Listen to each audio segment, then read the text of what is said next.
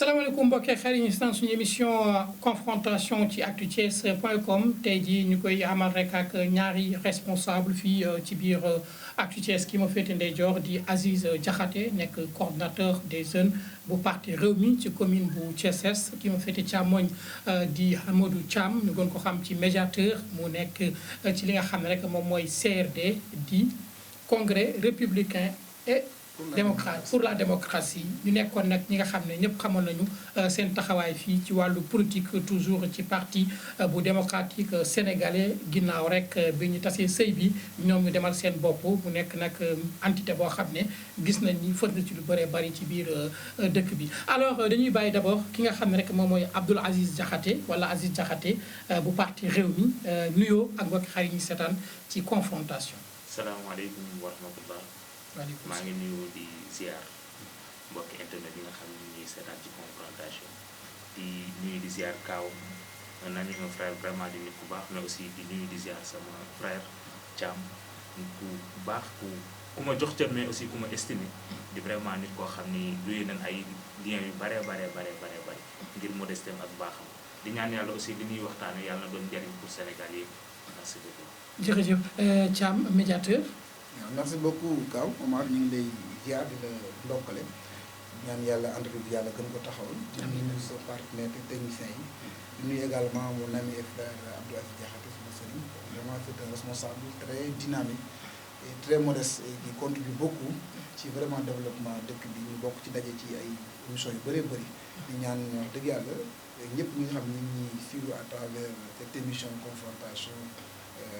lépp lu ñu ci waxtaan dama doon njëriñ boo xam ne vraiment di bokk ci li jëm la réew mi kanam waaw. macha allah très bien alors mu nekk rek li ñuy wax toujours dañ koy doore suñu émission muy ni Thiès ñëpp a bokk benn bopp la kenn mënu koo xaar ñaar parce que tey bu ñuy xool wuy politique yëpp dañuy daje dafa am leen di lëkkale ñenn ñi direct leen di lëkkale leen di liggéey ñenn ñi ànd bu yàgg. alors tey jii nga xam ne tey Sénégal ñu ngi toll ci li nga xam ne rek xam naa ne 24 heures ci des pour ñu lever li nga xam ne rek moom mooy yenn mesure wala boog assouplissement mesure état d'urgence bi nga xam ne li ko waral mooy mbas bi di coronavirus. mu mel ni situation bi tey am na évolution ñenn ñi ñu ne am na li nga xam ne rek toujours mooy jafe-jafe parce que bu ñuy xool virus bi mu ngi ak ñun waaye dañu war a ànd bokk ak moom dund ak moom naka la ñuy àndee ak moom naka la ñuy dundee ak moom. mu mel ni koom-koom bi am na ñu bëri ñu ne mu ngi commencé na sax ndaxte Sénégal dëkk bu ndaw la boo xamante ne attanul yenn yi ni mel waaye tamit ñeneen ñu wax ci wàllu wér-gu-yaram wàllu kaaraange bakkan parce que nee nañu njëriñ loo fekkee alors li ni mel tey ñu gis ni war nañ cee mën a def benn jotaay pour wax tey taxawaay bi médiateur tey bu ñuy xool mesure bi nga xam ne président toog na keroog wax ko tey yéen nan ngeen ko jàngate. waaw en tant que sénégalais quand même dañ ci am ñaari jàngat. bi ci njëkk dafa bu njëkk dañuy wax ci état wax dëgg yàlla c'est un état bu jàpp ni peut-être tegoon na ay mesures pour mbas mi pour mën a aar population ñu dem ba ci digg bi population boobu jàpp ni accompagnement bi ci waroon am ci mesures yi ba ñu war a mën a toog ñoom toog xaar li état bi wax amul ñu mënatuñoo xaar li nga xam moom la état waxoon ñu jàpp nañu war a génn ni ñu génn nag man dama koy ñaawlu personnellement mais nag je le comprends peut-être leen motivé ku ci nekk ak li motivé yaa ko xam nga tey nit ku xiif également neexul la téye mais état bi lu quoi que l'on puisse dire bi mbas mi tàmbalee en bon état qui se respecte jàpp na ni nga xam bu ko defee dinañ ni moom taxaw na askanam def na ko parce que woon na classe politique bi yëpp waxtaan ak ñoom jël ay mesures yenn yi nit ñi salué nañ ko ànd ceeg mu doon engouement leader politique yëpp ñëw fekk ci ko wuy si ko acteur développement yëpp société civile bi ñëpp artistes culturel religieux ñëpp ñëw waxtaan ak moom na ànd ak moom ci mesures yi mu jëloon wax dëgg yàlla ñoom ñëpp ko jëlandoo woon kon du état donc ñëpp ko sali leader en tout cas yi ñu def identité remarquable yi nekk Sénégal yëpp dem nañ pale ànd ak moom ci mbir mi kon jàpp nañu c'est le peuple sénégalais qui était derrière le président de la République bi ñu demaatee ba ci digg bi leader yi waxuñu mais population bi ñoo taxaw ni mu lii mënatuñ ko kon nañ ñu bàyyi nañ yolomal ma jàpp ni kon président def ni comme peuple bi moo waxoon naa leen taxaw naa mënatuñoo xaar comme ñoo bëggaat ma yolomal naa yolomal parce que tamit bi ñuy def mesure dañuy jàppoon ni virus bi gan la goo xam ni xëy na day gan ci benn diir ñu mën a dem sur la base de ça ci la son excellence jëloon ay mesures mais nag comme danoom yàgg gan gi ne moom dafay dëkk kuy dëkk nag waroon xëy di ko jox ginaar par jour nga dem yàgg nga xam comme kii lay dëkk nag da nga xam amatoo ginaar nga ko jox la réalité c'est ça on sera obligé daal ni gan gi nag kon li ñuy lekk na nga ànd ak ñun nga lekk ko mais naan nga fekk ne xëy na population gën ko yàkkamti mais ci ñi ci d'après ñu déggee état bi li ñu wax ni président wax moom mesure li mës a bëgg graduellement dañoo bëggoon yolomal kon moo tax conseil de ministre bi passe ñu jël mesure yolomal ñu koy saluer nag parce que suñu mbokk chauffeurs yi sonnoon nañu suñu mbokk necessaire informel yi sonnoon nañu n'est-ce pas te Sénégal ku ne xam ne ni fonctionnaire yi bëriwuñ xëy na ñoom duñu ko doon yëg te pas à 100% mais ñi ko doon sentir mais nag ñi ngi gën a sonn nag mooy ñu ngi dans d'autres secteurs nga xam ne amuñu luñu jàmm te ndimbal bi également quoi que l'on puisse dire eggul ci ñoom comme ni war a eggee ci ñoom très bien Aziz tey bu ñuy wax tey booy méngale kàddu yi nga xam ne rek moom wax na ko naka nga koy décortiquer naka nga koy jàngatee waaw mais au fait dañuy njëkk a masawu ñi nga xam ni am nañ ci ay loraange di ñaan yàlla na ko fi yàlla jëlee amiin ndax comme ni mu wax rek ñun am na feneen foo xam ne nag wax dëgg yàlla doon nañ fi xaar état bi amaana bu loolu amoon sax peut-être nit ñi ni ñu génne nii wane seen njàqare parce que mënoo tudd ay plus de 1000 milliards ci askan wu mel ni askanu Sénégal te sénégalais sentiruñ ko xaj na bokk na ci li gën a poussé sénégalais pour ñu génn toutefois que aussi tamit dañuy ñun ñëpp dañuy naqarlu que ni génn di yàq wala ngay toj wala ngay def loo xam ni bokkul ci civisme bokkul ci loo xam ne nii lu rafet la loolu ñun ñëpp dañ koy déplorer mais aussi toujours li ñuy wax état rek mooy gis nga mbir mi yëpp début bi comme li sama frère wax rek askan wi yëpp ñoo ànd mouvance politique yëpp ànd gunge ko kon donc loolu mais communication bi nga xam ne ni moom la war a mën a communiquer ak askan wi dafa desoon lu baree dem ba ci biir askan wi comprendre wul kan mooy waxati dëgg maintenant nit ñi comprendre wul dañoo dem ba nit ñi jaxasoo xamuñu réellement ce qui se passe te kaddu kilifa nag bu demee ba daanu ci am penc benn kaddu amatu fa valeur donc lii it aussi vraiment gannaaw ñaawlu gi man it am naa ci tiitaange ndax un état doit être fort du question de nit ki benn pression dafay am rek ndax au-delà de tout ça am nañu comprendre que ni ñu ngi dund ak virus bi te tey suñu économie réew attanul lenn li te bu demee ba virus bi gën ñoo songee nen ni foofu lay gën a metti kon man li ma doon wax mooy li nga xam ne mi ngi ko doon tudd te ni ci askan wi la jëm loolu yeggoon ci askan wi nit ñi amaat compréhension xam ne état mën naa xam ñun lu ñu xamul mais li indi lii lépp mooy lam doon wax ak li am réalité bi am ci terrain bi moo wuute bi daal moo xaw a bari lool. alors mu mel ni bu ñuy méngale ñaari kàddu yi toujours mooy plan de résilience bi nga xam ne président lancé na ko am na ay lenteur parce que tey bu ñuy xool ceeb yeeg diw beeg suukar seeg li ni mel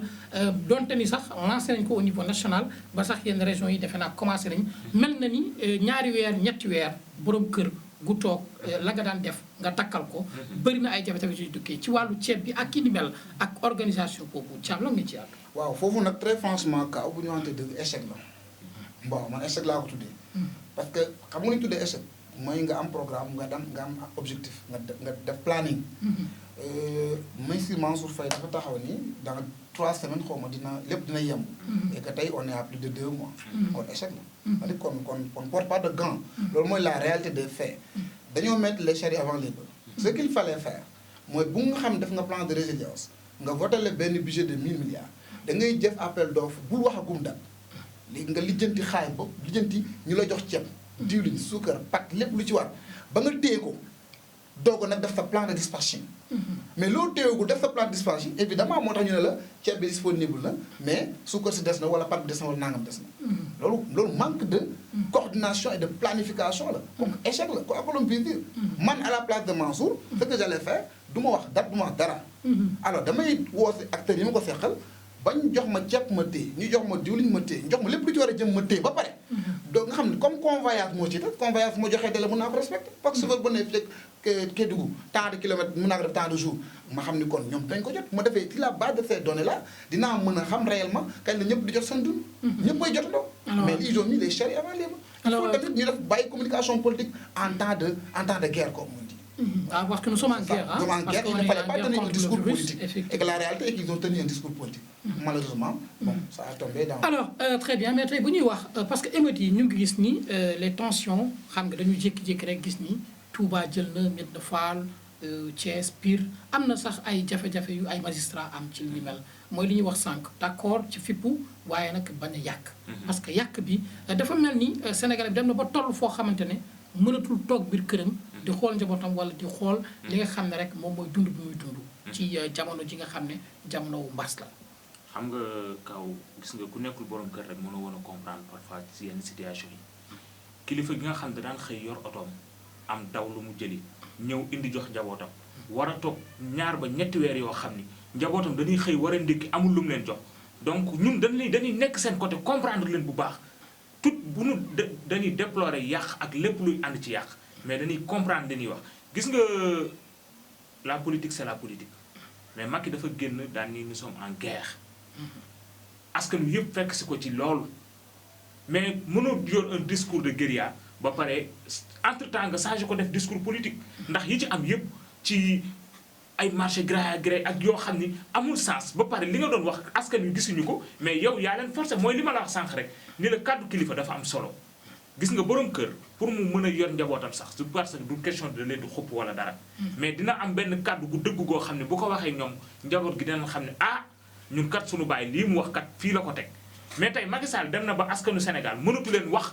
joo xam ne nii wax du tege la parce que li muy wax muy deñ di wax muy deñ dafa bari te loolu am réew kenn du ko yor ci tâtonnement kenn du ko yor ci ay lii wala lee wala dara kenn du ko yor ci ay affaires yoo xam ne wax dëgg yàlla ay affaire de famille wala leneen ak leneen la preuve beaucoup de Sénégalais bi ne Aliou Sall Covid bi daf ko dal mais beaucoup de Sénégalais dañoo amoon ay suspicion que dëgg ndax dëgg la donc li indi loolu mooy danoo yàgg a nax askan wi yàgg leen a wax loo xam ne amul donc nit ñi li ñu doon wax mooy c'est pour éponger benn affaire rek moom moo tax c'est pour éponger affaire u Aminata Tall boobu ainsi de suite loolu moom moo tax ñu ni mais donc yooyu état bu demee ba askan wi di ko gisee noonu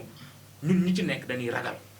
ndax dañuy xam ne dem nañ ba wóolootuñu état boobu état nag bu demee ba faible ci kanamu population loolu wax dëgg yàlla c'est quelque chose boo xam ne kuy nit di xalaat war nga tiit. alors très bien beneen jafe-jafe bi mooy ci wàllu éducation muy reprise des cours avortés puisque ginnaaw ba ñu préparé plan bi rek gis nañ li ci xew alors Thiam question boobu mel na ni ñu bëri nee nañu dafa am ay failles wala coordination bi moo des wala nañ ko def ñenn ñi sax dañoo ŋàññ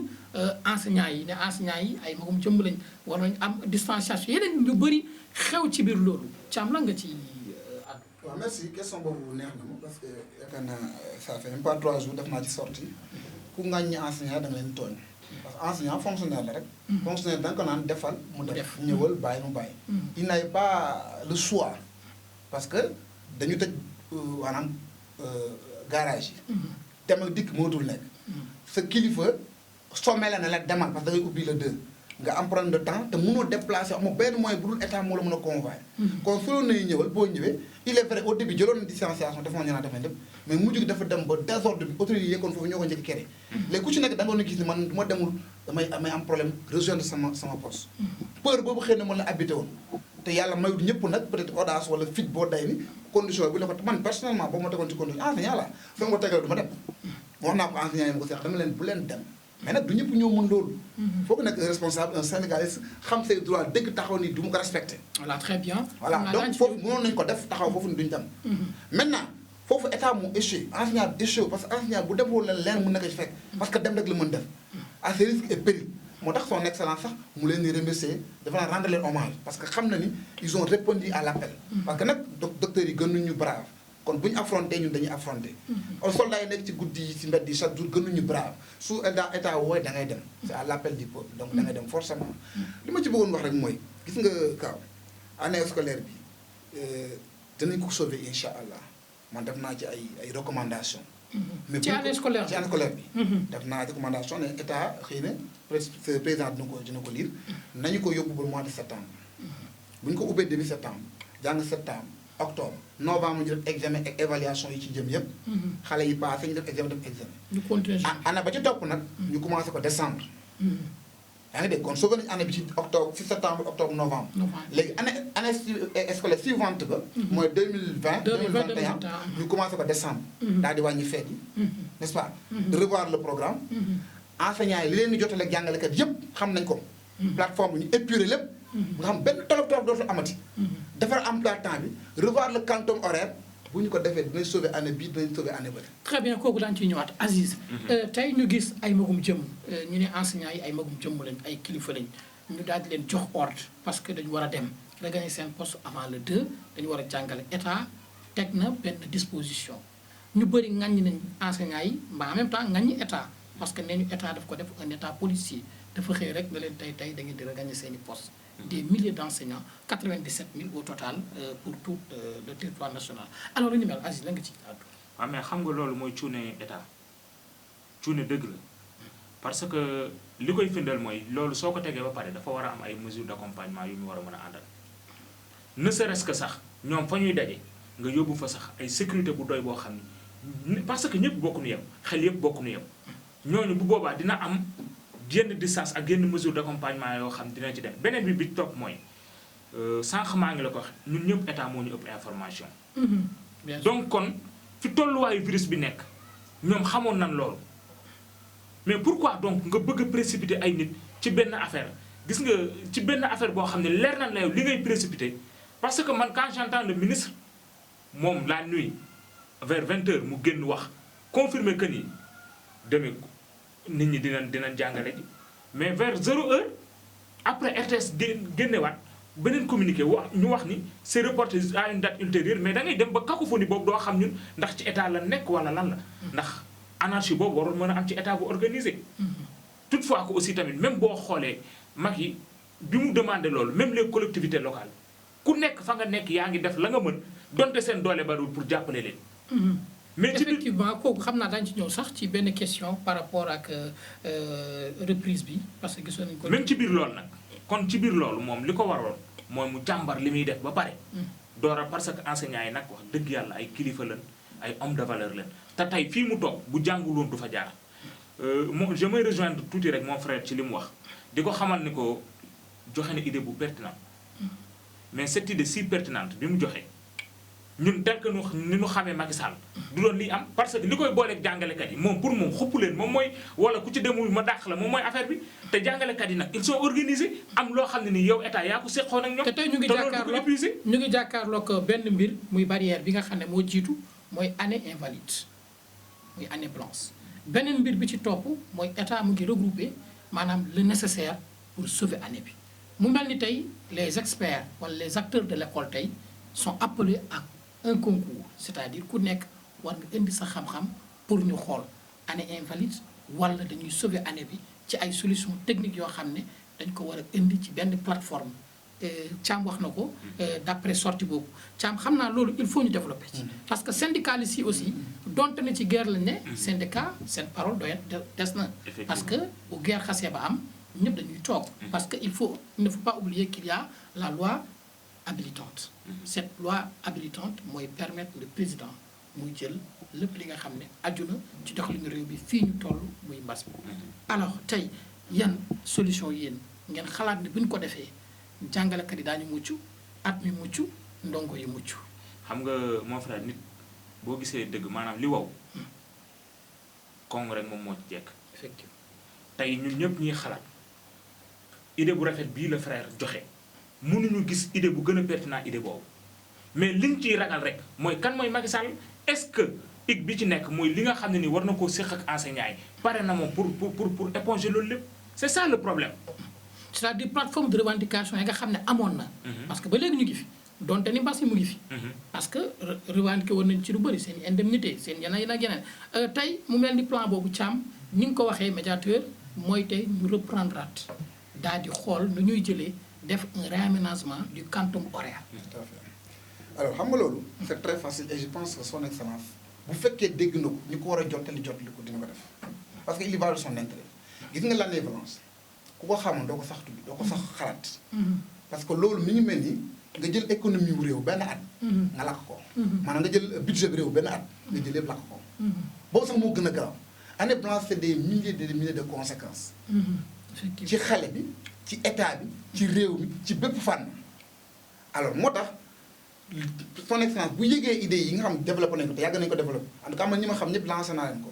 jàll na ci presse bi jàll na si ñëpp. gis naa sax ñu bëri di ko relier. ñu bëri tey gis naa ñu bëri vraiment waxaat nañ même idée bi ay acteurs de développement. le ministre la ñuy ñaan tey parce que man jàpp naa ne président Macky Sall nekkul ku dëgër bopp parce que pour je parle en connaissance de cause problème am na fi man sama bopp ma jàpp loxo jàngalekat yi yóbbu li ñu doon coow li ñu doon bëri man bi ñu toogee table yoo xam nga dara dañ ko wax mu def la ñu wax. mais ñi koy jottali kay ñooñu bëgg lu ko neex ba duñ ko wax la réalité sur le terrain parce que jiite réew dafa parce que même sa entreprise bi yow am na yoo xam ne ni bu la yàlla dimbalul ñi sës ci yow di la wax dëgg bi mën nga nager ci erreur loolu moo ko dal mais ma xam naa ni lii il va de son intérêt parce que année blanche moom bu ñu ko defee moom histoire parce que benn président nag bëggul sa ci sa magistère ñu ne yow def nga may année blanche ñi ko defoon ba léegi seen génération ñu ngi leen les 88 ans ba léegi dañuy wax année blanche du lu baax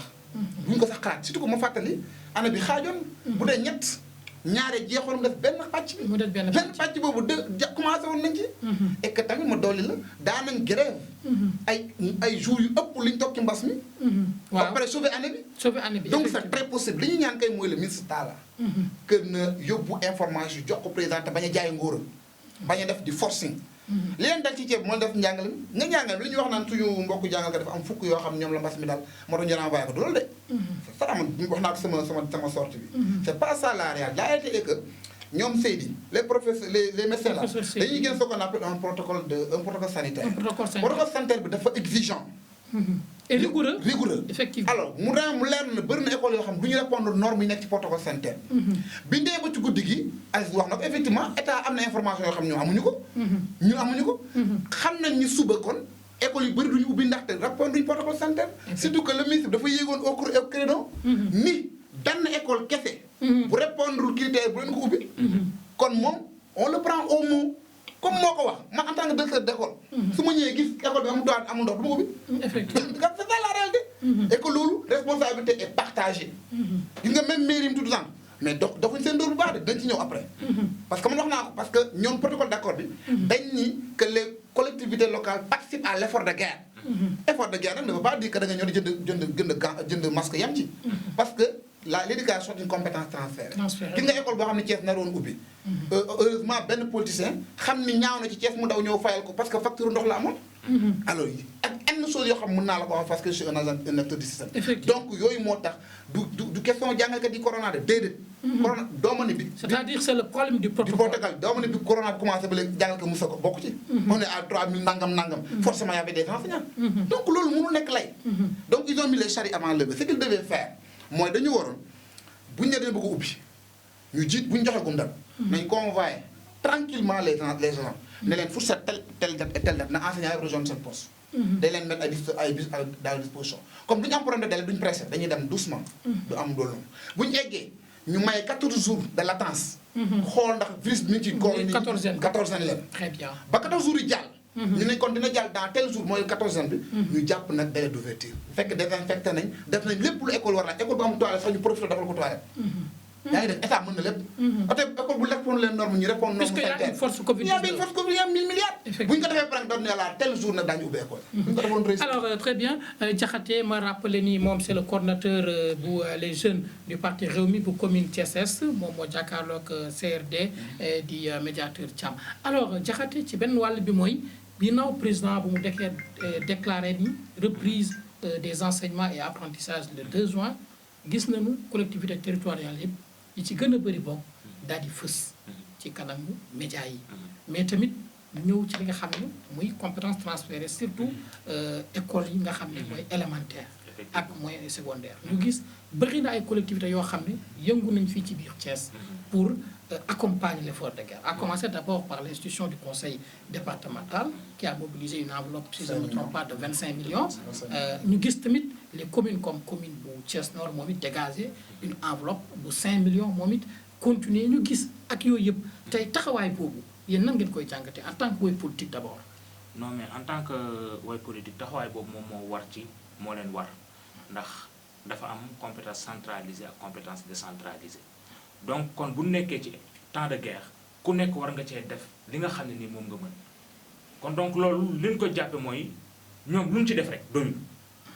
lu ñu ci def doyul ndax moo leen war donte xam nañ ni seen doole bariwul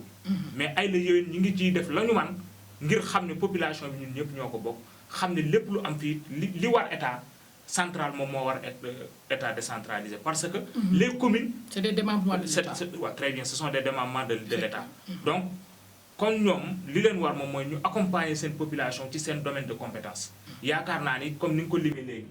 li nga xam ne ni ñoom mën nañ ko wala ñoom it nekk na à leur disposition def nañ koy ci defin bu parce que li ma gis te mooy dans la commune bi nga xam ne nii man moo foofu laa nekk la mairie a accompagné vraiment tous les écoles yi fa nekk sérieusement ci li nga xam ni ay gel des savons ay yoo xam ni wax dëgg yàlla ay kii effectivement mais am na loo xam ne mon frère sax mi ngi koy tudd léegi mais dafa am loo xam ne toujours mooy li ñuy wax rek ndax information boobu ñun ñëpp ñu ngi ko jotoon mais ñu ngi koy saluer aussi tamit vraiment muy le frère Abdou Mbow yaakaar na ni loolu bu ko defee da ko war en tant que un élu boo xam ne wax dëgg yàlla bu dul doon Thiès tey kon li mu doon du ko doon kon donc bu fekkee école boo xam ni nekk ci biir commune am amuloon ndox mu ñëw fay facture ndox boobu c'est parce que wax dëgg yàlla da ko war mais au retour tamit gis nga mooy comme li nga wax léegi sur le ministre Talla ñi war a joxe information yi na ñuy joxe information yi parfois les AP duñu def le rôle parce que waaw duñu def le rôle parce que mënuma comprendre école nekk ci ab commune pendant tout ce temps au même moment que maire yi ñoom ñi ngi am ay salle de classe yu ñuy tabax mais ndox c'est plus vital mais bien sûr kon donc yaakaar naa ni information bu yeggoon fa mu war a yegg ne serait-ce que par relation rek entre institutions ñoom war nañoo mën a taxaw ci loolu kon bu ñu demee ba am na yoo xam ne ce sont des choses politiques bu ñu bàyyee ba moment boobu mu ñëw fay loolu daf ko war nit ka nag xam nga nit bu defee lu baax loo nitee di nangul ko lu baax loolu nga gërëm ko ci ñu ngi ko ciy remercier en tant que Thiessois ñu ngi ko ciy remercier en tant que tamit ñu dëkk kër Ablaye Yakhine mais nañ jàpp ni aussi loolu daf ko war mais toujours may lancer appel ci AP à travers cette émission que information yi ñu koy relater fi mu war a dem mooy les mairies ñoom dañu am compétence wu di def ci biir école élémentaire yi mairie boo nga xam ne ni information bi dem na fa te taxawaay bi amu fa am leen fulla yi wax ko fi ngeen ko war a waxee il faut dénoncer et dénoncer à temps il faut dénoncer et dénoncer à temps donc yaakaar naa ni ki nga xam ni jël nga millions yu bari di ko def pour accompagner ay établissement établissement bu amul 200 000 francs wala 300 wala boo fayee facture ndox mais waru la tëj waaw mën nga def un mandat daal ni mais def ko mu dem perception jaar fi mu war a jaar nga ñëw fay facture ndox boobu te yaakaar naa ni loolu c'est justifié et justifiable donc kon yaakaaruma ni loolu mairie bi ci li ma yëg mooy yëgu ko woon mais it amul lu ko ci metti parce que ki ko war a def na ko Abdou Mbow c'est un élu du peuple c'est un élu de la région de Thiès donc bu defee loolu dañ koy rafetlu di ko ci sant alors très bien Thiam le médiateur la ngay àddu ci loolu parce que yow damay rappeler ni yaa ngi ci système bi nekk ci les acteurs de l'école alors mu bëri na établissement yoo xam ne wax nañ ko sànq jafe-jafe yooyu bëri na ñu koy dund mais fañ koy jooyee lañ dul dem wala boog dénonciation mooy waral di néew ndax politique bu bari xam nga nit mën na jàpp loolu nag mais xam nga suñu borom aussi dafa bëgg dëgg wax dëgg yàlla ñu ko waree di nga ko yëg waaw man dama la jëlee sama exemple école ba nga xam ni moo nekk si sama école Demba Diakhaté fa ma nekkoon jóge naa fa léegi bi problème ndox amee dañuy dem ci maire plusieurs fois mais mosul fay facture bi ndox ak courant yi ñoo ko war dañ ci dégager seen responsable mais yëg nañu ko de parce que bu dul sax AP yi mu wax effectivement xëy na taxawaay des na mais ñun ñu nekk ci école yi ay acteurs de développement lañ xam nañ yoon même docteurs yi xam nañ yoon de bu mbir amee dañuy bind ki ñu war a bind day egg par courrier par voie n'est-ce pas par relationnel fu ci nit mën a jaar ba mu egg ci autorité egg na fa parce que ñun suñu école am na conseil municipal fa nekk par exemple benn école yëpp am na ñu fa nekk ñoo xam ne am nañ relation xam nañ yoon bi fan la mais malheureusement ñoom seen lay benn la amuñu moyen et que bii président de la République daf leen signer ordonnance maire yëpp nga xam tey bu ñu soxlaa def yenn kii yi non moom pas bouger di woo conseil bi beneen chose fête 4 avril jàll na fi xam nga mbastane xam nga ordonné nañu ko un budget a été prévu pour ça ay frais de mission am nañ budget bu ñu programme demuñu frais parce que pourtant mois bi demuñu mine de rien 25 millions yoo xam te ni mairie yi moo nañ ko dajale tey def ko ci xeex bi te pourtant kenn xamul fa lu aide tabaski aide Korité est-ce que aide Korité aide yi bëri xam doon na am social ci koor gi yëpp joxuñ ko parce que mbas me fi nekkoon pourtant budget yëpp c'était prévu da nga gis benn mairie bu ko jël ne ah man de lii laa programmé woon pour fête de la jeunesse wala fête 4 avril wala aide Korité léegi dama koy jël transformé amul ñun lu ñu gis mooy ay gel lañ jël ay désinfecté les écoles et que loolu mooy li gën a ndaw ci protocole d'accord kooku moom xëy na yenn maire yi ñëw yi moom peut-être waxtu yi jàll na mais yii ñëwaat dañu war a la population dafa war a gën a exigeante parce que maire yi seen taxawaay ci école yi dafa des bu baax a baax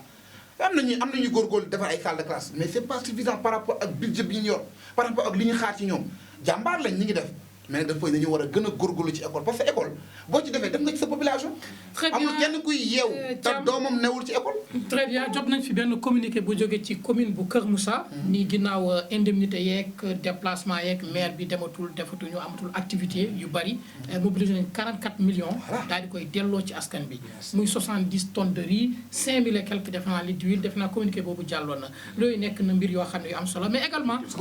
ko Kër Moussa mënee à plus forte raison suñu commune yi conseil départemental bu Thiès. gis nañ ni depuis bi mbas mi taxawee rek bokk na ci ñu gën a fës. ci xeex bi Thiam. parce que le président Idrissa Seck avait instruit à Yankhoba Diattara que ñu taxawal benn plan. tout à fait boo xamante ne c'est pour accompagner tey li nga xam ne mooy état parce que tamit institution yooyu tamit ay démembrement état la. parce que li mu njëkkee ëpp na téeméeri millions muy 100 millions. mu jëmale ko ci hôpitaux yi. ak poste de santé ak yi ni mel. taxawaay boobu am na ñu bëri nee nañu xaaruñu ko woon ci Idrissa Seck. waaw mais ñi ko xaaru ci Idrissa mooy ñi xamul Idrissa mais ku xam Idrissa xam ni depuis que bi mu duggee ci politique ba léegi ak lu nu mën a waxati xam ni ku nangoo taxawu askanam la ku nangoo jël ay responsabilités bu ko jël jotee la. damay éclaircir benn rek pour wax ni xañ na peut-être li ñuy wax ni mooy moo fi nekkul gaa moo fi nekkul ndax maire yi amee wuñu doole te seen engagement bari na mais par exemple la commune de Thiès il a accompagné plus de 800 familles ci Covid bi ak fekk na ko ci moment boobu muy am ay salle de classe yu muy defar fekk na ko ci moment boobu mu jël yeneen engagement yoo xam ne lu mel ni ay hall de marché yu muy defar ak yeneen donc kon wax dëgg yàlla gëm na ni ñoom ñi ngi taxaw seen population te donc li am ba am rek mooy dañ leen di wax gis nga nit ki tamit boo ko fenn du tax nga dañ leen di wax nañ gën a góorgóorlu ci seen askan parce que loolu moom mooy li nga xam ne moom lañ leen fi tege kenn xeebalu leen li ñuy def gis nañ ko xam na ni ñu ngi def seen ay la yéwén mais nañ gën a góorgóorlu ci seen askan vraiment li ñuy def c'est à réconforter li ñuy def lu ñu war a saluer la mais da leen ñaan tamit ñu gën a taxawaat askan wi xam ne tamit soxla nañ ko gis nañ ko ñun gis nañ voilà très bien bu ñuy wax jeunesse instance la boo xam ne àdduna wërngal këpp xam nañu c'est une instance boo xamante ni reconnue officiellement par les textes alors dañu gis ni ci xeex mbas mi artistes yi sax yëngu rek parce que gis nañu artistes yi def ay fresques un peu partout dans les quartiers pour sensibiliser ci port de masque tey jeunes yi Aziz ban liggéey ngeen amal ci mbas mi waaw mais xam nga loolu mooy toujours li may wax rek avec une coopération à la mairie de commune de Thiès ak benn coopération allemande les jeunes de la commune de Thiès ce sont. muy GFA il faut le citer GFA Consulting. GFA Consulting defoon nañ fi benn réunion. ak ñoom. génn dugg ci population bi wax dëgg yàlla yóbbu fa ay gel dem ci boutique yi waxtaan ak ñoom sensibiliser leen gën leen a ñaaxaat xamal leen ni leen feebar bi du exister la te am na fi mi ngi fi. wax ay mesures barrières di leen tamit aussi xam nga parfois. Sénégal dafa xaw a politique foog trop te la jeunesse parfois bu dee c'est une jeunesse politique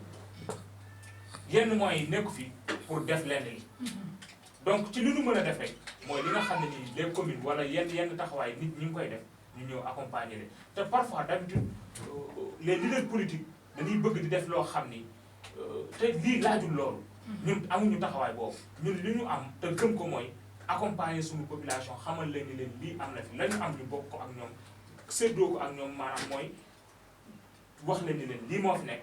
lii kat nii lañ koy defee bu ñu defee lii moytu lii yaakaar naa ni GF bi nga tudd ak mairie commune Thiès ak tant d'autres mairies de la commune de la ville de Thiès aussi am nañ taxawaay boobu sensibiliser ku nekk sa population yóbbu leen ay gel yóbbu leen ay raxasukaay ay yoo xam ni vraiment jàpp nañ ni daal lu am solo la ci askan wi daal. très bien Thiam xeex bi mel na ni ginnaaw bi président waxee les soldats muy les enseignants que ñi armée bi personnel de santé ak lépp jeunesse tamit instance la ñu gis ni tey bëri na yëngu-yëngu yoo xam ne day am jeunes yi dañuy réclamer li nga xam ne mooy seen devoir mooy seen droit maanaam ci ASC yi parce que léeg-léeg nga gis ñu taxaw ci mouvement associatif yi wax li mel taxawaay boobu ci xeex mbas mi naka nga ko jàngatee. waaw xam nga tey quoi que l'on puisse dire bu ñëpp bàyyoon seen wàll si mbas bi tey question bi du ko doon posé Aziz wax dëgg la wax ne ñoom am nañ intention bi def nañ sensibilisation mais amuñu moyen. et lu tax amuñu moyen c' est des jeunes de kii c' est des jeunes de parti. jeunesse bu ne nga bokk benn instance boobu mu waroon dooleel ces jeunes parce que bu doon politique ñu dooleel seen jeunes. c' est que la réalité mooy dafa am benn état de rétention bu xaw a am vis-à-vis des acteurs politiques. À l'exception peut-être bien sûr de Karim Meïssa Wade que je salue acte bi mu def. yow mooy jënd na 5000. kits de test mais loolu la ñu doon xaar ci politiciens yi quoi que l'on puisse dire. leader bu ne waroon nga yaa ngi ko Idrissa Seck def na à travers le conseil départemental. mais c'est pertinent quand même que ñu ne réew mi génne na temps def nangam. dégg naa parti mu wax présidentiel def nañ ko. mais yenn parti bi ñoo ko waroon def. doter seen jeunes de moyens. n'est-ce pas. bu ñu ko defee comme ñoom aji dañu am sensibilisation dañ doon jox jël masque jox ko gratuitement population. mouvement citoyen dañu gis ñu def ko wax dëgg yàlla. mais mouvement citoyen waruñu gën a nekk jàmbaar parti politique. leader politique yi également ñëwaat ci ñoom. il faut ñu gën a wane moyen la moyen tey boo gisee koo jëlee Thiès yan leader politique ñoo fi wàcc ci le terrain bañ sant ko bu baax a baax. man de bëriwul leader yu ma ci xam seq naa ko ñoom sax amu ci peut-être. mais boo seetloo Ablaye Dièye général xaw ma ko sax bu baax. mais je sais que gis naa ko mu def effort le ministre Ndeye Tické Ndiaye au moins gis naa ko mu wàcc def à part lui kan nga mën a wax wàccaat ci terrain politiquement ñu xam ne kii leader wàcc def loo xam ne population bi ñu dote nga say jeunes de moyens bañ wàcc comme ni nga ko Abdou Aziz waxee amul. gars yi dañoo bëgg opération de charme mooy jënd ay quelques masques woo presse bi nga baal ma ñu génnal leen ku ñu ne wala diw def na fa ñu tëdd croiser la ba c'est pas ça. wax na dëgg maire Thiès man personnellement bokkuma ak ñoom parti politique. mais man dem naa bokk ak ñoom liggéey parce que am naa benn xalaat. plan de résilience locale. dem proposer que le maire Pape Bassirou Diop ma koy sori en passant. alors yow yaa proposé plan de résilience locale mu accepté ko boole ma ak son premier adjoint au maire Cheikh Tidiane Diop ma koy nuyu en passant. ñu def liggéey bu mucc ay tonnes de ceeb. Abdoulaye Dièye moom jàppale nañ ci. kenn jàppale nañ ci. ñu ngi koy jëlee ñëw yëkkati ko jox ko maire. ñu séddale ko famille. et que man pourtant bokkuma foofu. mais j'ai fait cet acte là parce que man dama citoyen la. man kenn du mën a ëllëg loo fi def. très bien xam naa ni temps bi mu ngi jeex mu nekk rek émission bu am solo boo xamante ne dañuy bàyyi d'abord ñu jox Aziz mu wax le mot de la fin parce que émission bi am na solo waaye temps bi jot. effectivement waaw mais nag comme moom li olof yi di wax li duuf ci nag bi yëpp xajul ci effectivement dañuy bàyyi ba beneen rek mais aussi di rafetlu waxtaan bi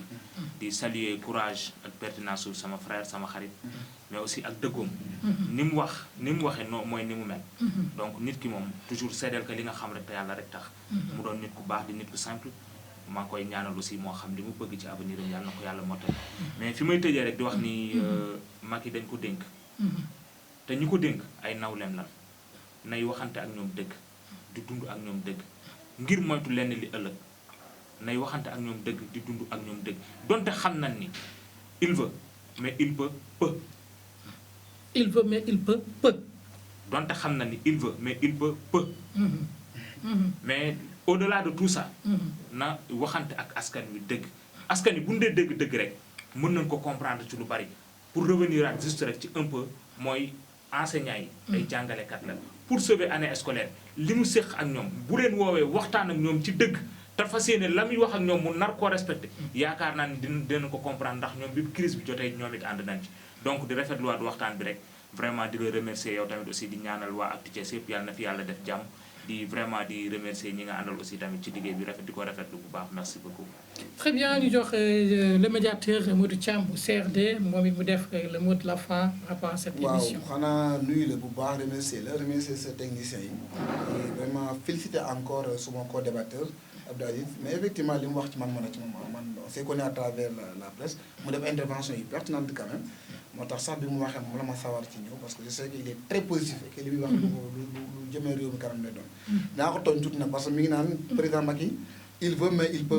peu mais c'est vrai si moom mais même dama koy ab moom non maire également ils veulent mais également il peut peu